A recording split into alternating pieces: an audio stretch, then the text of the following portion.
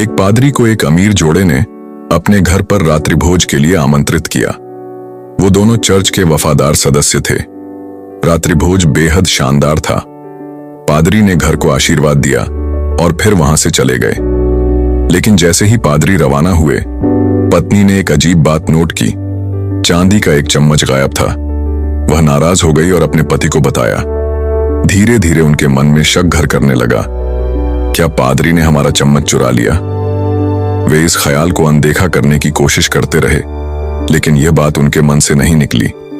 जिस इंसान पर उन्होंने भरोसा किया था, अब उसी की ईमानदारी पर शक हो रहा था। दिन हफ्तों में बदल गए और वे इस मुद्दे पर बार बार बात करते रहे। शक और गुस्सा इतना बढ़ गया कि उन्होंने चर्च तक बदलने का सोच लिया। फिर एक दिन पति ने सुझाव दिया, चलो पादरी को फिर से खाने पर बुलाते हैं। अगर उन्होंने कुछ नहीं कहा तो हम उनसे सीधे पूछेंगे। उन्होंने पादरी को दोबारा आमंत्रित किया और पादरी ने खुशी से न्योता स्वीकार कर लिया। लेकिन इस बार डिनर टेबल पर वातावरण तनावपूर्ण था। फिर पत्नी ने साहस जुटाया और सीधा सवाल किया, पादरी जी, कृपया सच बताइए, क्या आपने मेरी चांदी की चम्मच ली थी?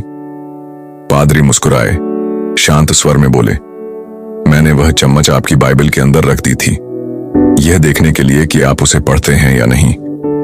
अब मुझे जवाब मिल गया है। यह सुनते ही पति पत्नी स्तब्ध रह गए। उन्हें समझ आया कि बाइबल तब से वैसी की वैसी बंद पड़ी थी। कई हफ्तों से उन्होंने उसे छुआ तक नहीं था। वे इतने व्यस्त थे दूसरों पर शक करने में कि खुद का आत्मनिरीक्षण करना भूल गए। कहानी की सीख, हम अक्सर दूसरों पर जल्दी शक करते हैं, जबकि सच्चाई हमारे ही भीतर छुपी होती है। जो बात हमें कचोटती है, वह हमारी खुद की लापरवाही और निष्क्रियता का नतीजा हो सकती है। अगर यह कहानी आपके दिल को छू गई, तो इसे अपने दोस्तों और परिवार के साथ जरूर साझा करें और नीचे कमेंट में लिखें, मैं आत्मनिरीक्षण करूंगा, पहले खुद को बदलूंगा।